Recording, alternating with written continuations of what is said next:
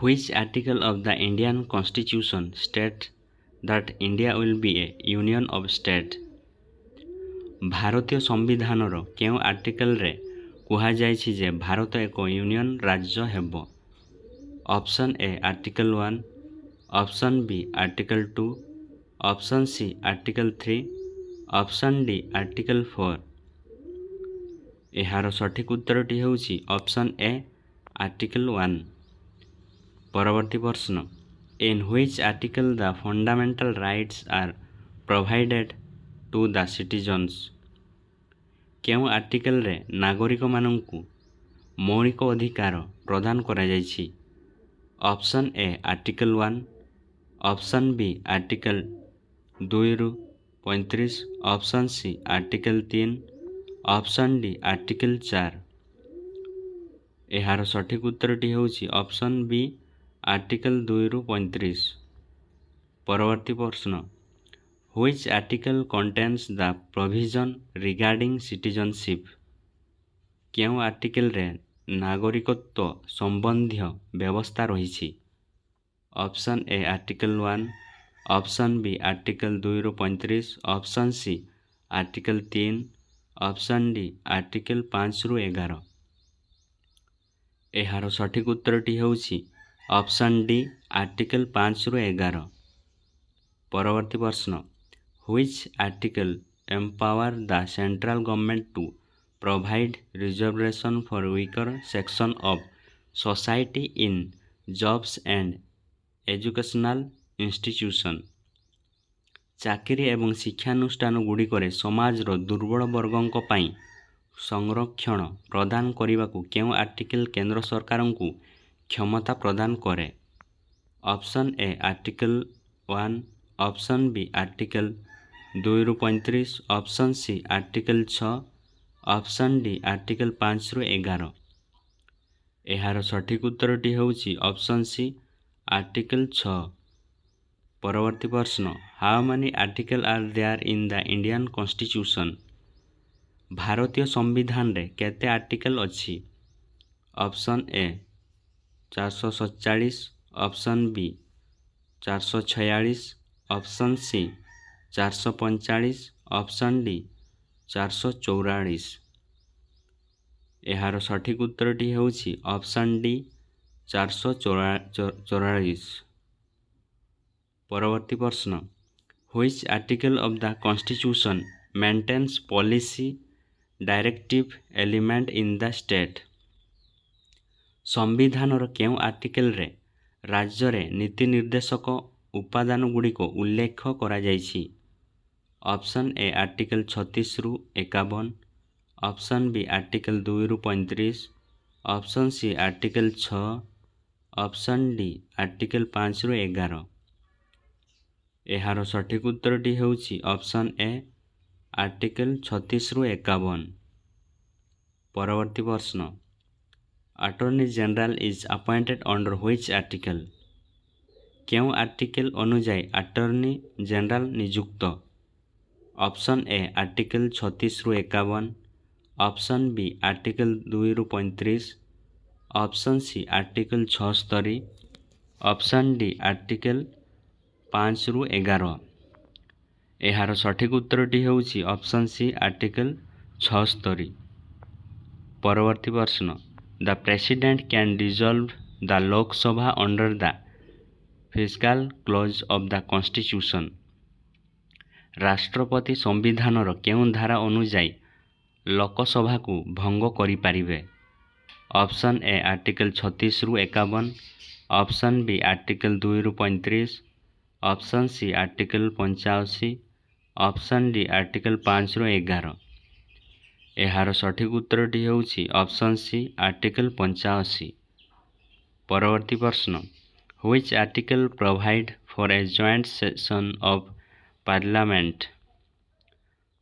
ସଂସଦର ମିଳିତ ଅଧିବେଶନ ପାଇଁ କେଉଁ ଆର୍ଟିକଲ ପ୍ରଦାନ କରେ? ଅପସନ୍ ଏ ଆର୍ଟିକଲ 36ରୁ 51, ଅପସନ୍ ବି ଆର୍ଟିକଲ 2ରୁ 35, option C article 108, option D article 5ରୁ 11। ଏହାର ସଠିକ ଉତ୍ତରଟି ହେଉଛି ଅପସନ୍ ସି ଆର୍ଟିକଲ 108। ପରବର୍ତ୍ତୀ ପ୍ରଶ୍ନ, in which article of the constitution the definition of money bills is given? ସମ୍ବିଧାନର କେଉଁ ଆର୍ଟିକଲରେ ଟଙ୍କା ବିଲ୍ର ସଂଜ୍ଞା ଦିଆଯାଇଛି? ଅପସନ୍ ଏ ଆର୍ଟିକଲ 36ରୁ 51, ଅପସନ୍ ବି ଆର୍ଟିକଲ 2ରୁ 35, option C article 108, option D article 110। ଏହାର ସଠିକ୍ ଉତ୍ତରଟି ହେଉଛି ଅପସନ୍ ଡି ଆର୍ଟିକଲ 110। ପରବର୍ତ୍ତୀ ପ୍ରଶ୍ନ, under which article of the constitution does the president issue an ordinance? ସମ୍ବିଧାନର କେଉଁ ଧାରା ଅନୁଯାୟୀ ରାଷ୍ଟ୍ରପତି ଏକ ଅର୍ଡ଼ିନାନ୍ସ ଜାରି କରନ୍ତି? Option A article 123, option B article 2ରୁ 35, option C article 108, option D article 110। ଏହାର ସଠିକ୍ ଉତ୍ତରଟି ହେଉଛି ଅପସନ୍ ଏ ଆର୍ଟିକଲ 123। ପରବର୍ତ୍ତୀ ପ୍ରଶ୍ନ, କ୍ୟାନ୍ ଦ ସୁପ୍ରିମ୍ କୋର୍ଟ ଜଜ୍ be impeached in the article of the constitution? ସମ୍ବିଧାନର କେଉଁ ଧାରା ଅନୁଯାୟୀ ସୁପ୍ରିମକୋର୍ଟର ଜଣେ ବିଚାରପତି ଅପରାଜିତ ରହିପାରିବେ? Option A article 124, option B article 2ରୁ 35, option C article 108, option D article 110।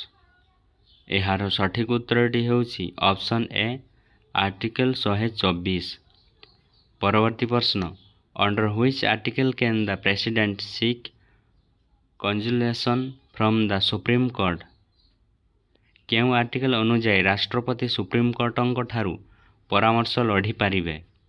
Option A article 124, option B article 233, option C article 108, option D article 110। ଏହାର ସଠିକ୍ ଉତ୍ତରଟି ହେଉଛି ଅପସନ୍ ବି ଆର୍ଟିକଲ 233। ପରବର୍ତ୍ତୀ ପ୍ରଶ୍ନ, under which article the centre has residuary powers? କେଉଁ article ଅଧୀନରେ କେନ୍ଦ୍ରର ଅବଶିଷ୍ଟ ଶକ୍ତି ଅଛି? Option A article 124, option B article 233, option C article 248, option D article 110। ଏହାର ସଠିକ୍ ଉତ୍ତରଟି ହେଉଛି ଅପସନ୍ ସି ଆର୍ଟିକଲ 248। ପରବର୍ତ୍ତୀ ପ୍ରଶ୍ନ, which article provides the power to enforce international agreements? କେଉଁ ଆର୍ଟିକଲରେ ଆନ୍ତର୍ଜାତୀୟ ଚୁକ୍ତିନାମା କାର୍ଯ୍ୟକାରୀ କରିବାକୁ ଶକ୍ତି ଦିଆଯାଇଛି? Option A article 124, option B article 233, option C article 248, option D article 253। ଏହାର ସଠିକ୍ ଉତ୍ତରଟି ହେଉଛି ଅପସନ୍ ଡି ଆର୍ଟିକଲ 253। ପରବର୍ତ୍ତୀ ପ୍ରଶ୍ନ, under which article dose the president କନଷ୍ଟିଚ୍ୟୁଟ୍ the finance commission? ରାଷ୍ଟ୍ରପତି କେଉଁ ଆର୍ଟିକଲ ଅଧୀନରେ ଅର୍ଥ ଆୟୋଗ ଗଠନ କରନ୍ତି? Option A article 280, option B article 233, option C article 248, option D article 253। ଏହାର ସଠିକ୍ ଉତ୍ତରଟି ହେଉଛି ଅପସନ୍ ଏ ଆର୍ଟିକଲ 280। ପରବର୍ତ୍ତୀ ପ୍ରଶ୍ନ, in which article is the right to property? କେଉଁ ଆର୍ଟିକଲରେ ସମ୍ପତ୍ତି ଅଧିକାର ଅଛି? Option A article 280, option B article 300, option C article 248, option D article 253। ଏହାର ସଠିକ୍ ଉତ୍ତରଟି ହେଉଛି ଅପସନ୍ ବି ଆର୍ଟିକଲ 300। ପରବର୍ତ୍ତୀ ପ୍ରଶ୍ନ, which article of the constitution provide for public service commission for the union and the state? ସମ୍ବିଧାନର କେଉଁ ଧାରା ସଂଘ ଏବଂ ରାଜ୍ୟ ପାଇଁ ଜନସେବା ଆୟୋଗ ପାଇଁ ପ୍ରଦାନ କରିଛି? Option A article 280, option B article 315, option C article 248, option D article 253। ଏହାର ସଠିକ୍ ଉତ୍ତରଟି ହେଉଛି ଅପସନ୍ ବି ଆର୍ଟିକଲ 315। ପରବର୍ତ୍ତୀ ପ୍ରଶ୍ନ, under which article has Hindi been declared as the official language? केउं आर्टिकल रे हिंदी को सरकारी भाषा भावे घोषणा करा जायछि? Option A article 280, option B article 315, option C article 343, option D article 253। एहार सठिक उत्तरटी हेउछि ऑप्शन सी आर्टिकल 343।